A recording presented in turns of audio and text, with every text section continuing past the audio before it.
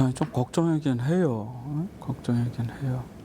근데 보니까 무안에서 온 사람이 거기 리더더만요. 근데 그 친구가 1월 초에 왔다 1월 말에 나갔는데 출입국 길로 그걸 보면 근데 총회 시점 맞춰서 네. 하는 거죠. 그러니까 왔으면은 당연히 여기 부산 오지 않았겠어요? 여기 집합 본분 그러니까 당연히 답사를 해야죠. 그러니까 야고 만약에 만에 하나 그 사람이 감염이 된 상태였다고 한다면은 지교회 담임이 총회 참석차 왔으면 당연히 과천에 1월 12일 정기총회는 당연히 가는 거고 또 지파가 본부가 여기인데 여기 당연히 답사를 해야 되는 거고 그리고 또 지파 중에서 조금 이제 잘한다고 소문난 지파들은 답사를 또 하거든요.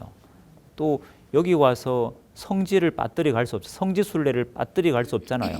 이만희 씨 고향인 청도도 들려야 되고 가천도 들려야 되고 동선이 묘하게 그렇죠. 그런 것들을 다 구체적으로 좀 확인을 해야 이 유포자, 최초 유포자를 찾을 수 있는 거죠. 신도들이 훨씬 더 그 믿음이 강한 거고 코로나19 사태가 이렇게 우리는 심각하지만 신천지인들이 자기 코로나 확진자가 돼도 그걸로 인해서 죽을 거라 생각 거의 안 할 거예요. 현실적으로 대구 교회 신천지인들이 죽음을 보고도 자기는 그걸 죽음을 피해간다고 생각하는 그 맹신이 있는 거예요. 우리가 이런 사태가 터지면은 문제의 본질을 봐야 될 필요가 있다고 생각이 들어요. 일예로 지금은 신천지에 대한 비판에 앞서고 있는 많은 언론들이 이 문제가 터지기 전에는 광고가 아니라 기획 기사로 신천지에 관한 홍보를 잔뜩 하던 언론들도 있다는 걸 우리가 기억해야 돼요. 그럼 언론의 책무를 다하지 못한 거죠. 그리고 최근에도 이만희 기자회견이 열렸는데 이만희 시계 얘기가 나오고 넥타이 색깔 나오고 넥타이 명품 얘기가 나왔거든요. 그게 아니라 이만희 소리가 안 들리도록 옆에서 시위했던 어머니의 소리가 나와야죠. 언론은 만약에 그것이 하나의 흥미거리나 관심거리, 가십이 확대돼 가지고 해석되는 순간 문제 본질이 흐려지거든요. 신천지는 조직이 되게 체계화돼 있고 단단해요. 그러니까 뭐 지금 모임을 안 갖는다 그래서 즉 신천지 교회 문을 닫았다 그래 폐쇄했다 그래서 이 조직이 와해되거나 뭐 힘을 잃거나 절대 그렇진 않아요.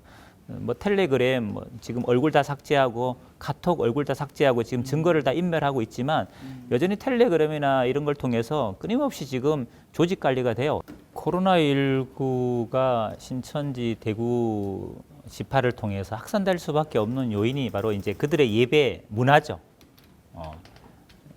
방석에 앉는 좌식이 아주 조밀하거든요. 정말 무릎이 거의 닿을 정도로. 그리고 그 예배 시간이 보통 2시간 이상 아멘이 수시로 나오거든요. 그 예배가 끝나도 또 모임이 안 와요. 부서 모임, 구역 모임. 그러니까 보통 3시간 뭐 더 4시간 이상 계속 그 공간에 좁은 공간에서 교제하다 보니까 당연히 뭐 코로나19 확산이 많을 수밖에 없다는 저는 생각은 하고요.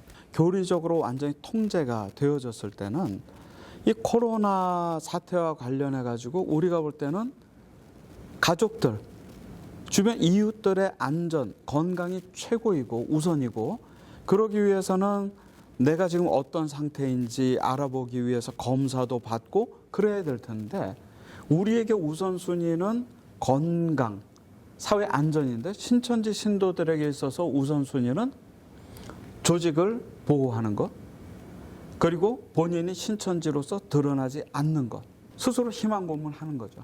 나는 괜찮을 거야. 나는 드러나지 않을 수도 있어.